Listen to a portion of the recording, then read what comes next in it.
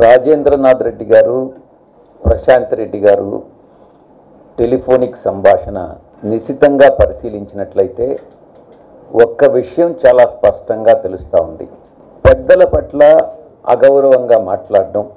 2, తెలుగుదేశం పార్టీలో చేరిన తర్వాత ప్రశాంత్ రెడ్డి గారు కానీ, ఆమె భర్త వేమిరెడ్డి ప్రభాకర్ రెడ్డి గారు కానీ విజయం సాధించలేనట్లయితే మేము క్వైట్ అయిపోతాము, మేము ఇక్కడ రాజకీయాల్లో ఉండము, మా యొక్క వ్యాపారాలు పరోక్షంగా చెప్పడం ఏంటంటే మా యొక్క వ్యాపారాలు చూసుకుంటాం, మేము రాజకీయాల్లో ఉండం, ప్రజా జీవితంలో ఉండం, మేము క్వైట్ అయిపోతాము అన్నటువంటిది చాలా స్పష్టంగా వాళ్ళ యొక్క మదిలో ఉంది అన్నటువంటి విషయం తెలుస్తూ ఉంది.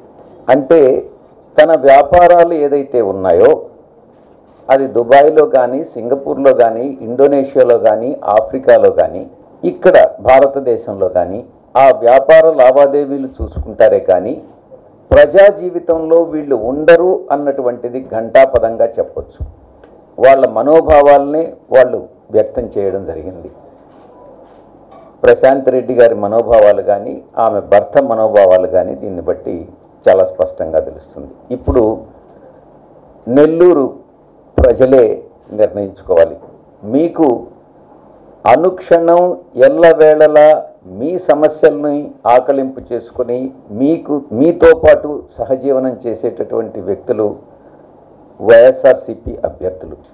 వాళ్ళు కావాలనా, లేక మేము పోటీ చేస్తాం, ఓడిపోతే క్వైట్ అయిపోతాం, మేము మా యొక్క లావాదేవీలు చూసుకుంటాం అన్నటువంటి తెలుగుదేశం పార్టీ అభ్యర్థులు మీకు కావాలనా అన్నటువంటిది మా నెల్లూరు జిల్లా ఓటర్ మహాశైల్నే నిర్ణయించుకోవాలని వాళ్ళ విజ్ఞతకే నేను వదిలేస్తూ మంచి నిర్ణయాలను తీసుకోండి. ఎప్పుడు కూడా మా యొక్క వైఎస్ఆర్ కాంగ్రెస్ పార్టీ అధినాయకులు శ్రీ జగన్మోహన్ రెడ్డి గారు కానీ, మా యొక్క శాసనసభ్యులు కానీ, పార్లమెంటు సభ్యులు కానీ అనునిత్యం మేము ప్రజా జీవితంలోనే ఉంటాము, మీలో ఒకరిగా ఉండి మీ సమస్యల పరిష్కారం కోసం అహర్నిశాలు కృషి చేస్తామనని పత్రికాముఖంగా తెలియజేసుకుంటూ సెలవు తీసుకుంటా ఉన్నాను. తెలుగుదేశం పార్టీలో పోటీ చేస్తున్నటువంటి ఈరోజు టికెట్ ఇస్తామనే పోటీకి నిలబడినటువంటి అభ్యర్థులందరూ కూడా వైఎస్ఆర్ కాంగ్రెస్ పార్టీ నుంచి ఇంపోర్ట్ చేసుకున్నటువంటి వాళ్ళే. అది ఆనం రామనారాయణ రెడ్డి గారు కానీ, కోటంరెడ్డి శ్రీధర్ రెడ్డి గారు కానీ, వేమిరెడ్డి ప్రభాకర్ రెడ్డి గారు కానీ, వేమిరెడ్డి ప్రశాంతమ్మ కానీ, ఇక కావ్య కృష్ణారెడ్డి కానీ, వీళ్ళందరూ కూడా మీరు చెప్పండి, ఒరిజినల్గా ఉన్నటువంటి తెలుగుదేశం నాయకులు ఎక్కడ? అంటే తెలుగుదేశం పార్టీలో నాయకులు లేక వైఎస్ఆర్ కాంగ్రెస్ పార్టీ నుంచి తీసుకొని వాళ్ళని నిలబెడతా ఉన్నారా? మనం వదిలేసినటువంటి వాళ్ళని తీసుకొని ఇచ్చి మీరు నిలబెట్టాల్సినటువంటి అవసరం ఏంటి? అంటే నాయకత్వ లోపం అన్నటువంటిది చాలా స్పష్టంగా తెలుస్తుంది. Point number 1. Point number 2, ప్రజాబలం. ఈరోజు మా పార్టీ అధినాయకులు గౌరవ ముఖ్యమంత్రి వర్యులు శ్రీ జగన్మోహన్ రెడ్డి గారు ఇచ్చినటువంటి సంక్షేమ పథకాలు కానీ, చేసి చూపించినటువంటి అభివృద్ధి పథకాలు కానీ, 99% మేనిఫెస్టోలో ఇచ్చినటువంటి హామీలు అమలు విషయంలో కానీ, ఇచ్చిన మాట తప్పకుండా నెరవేర్చినటువంటి ఘనత కానీ, ఇవన్నీ కూడా ప్రజల మనోభావాలను బట్టి తెలుస్తూ ఉంది.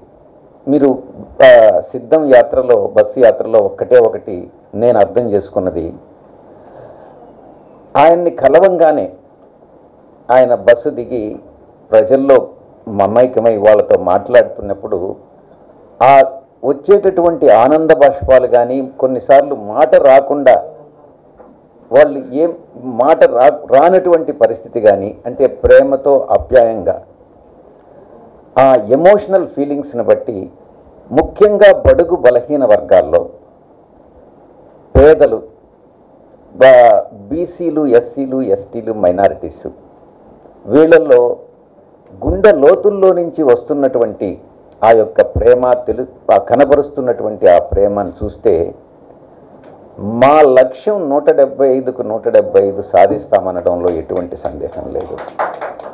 నెల్లూరు జిల్లాలో 7 అసెంబ్లీ స్థానాలకు 7 గెలుస్తామన్న దాని విషయంలో ఎటువంటి సందేహం లేదు. ఎంత గొప్ప నాయకులైనా కూడా తెలుగుదేశం నిలబెట్టినా, ఎన్ని కోట్ల రూపాయలు ఖర్చు పెట్టినా వైఎస్ఆర్ కాంగ్రెస్ పార్టీ అభ్యర్థులు గెలుస్తారు. ప్రజలు వైఎస్ఆర్ కాంగ్రెస్ పార్టీకే ఓటేస్తారు.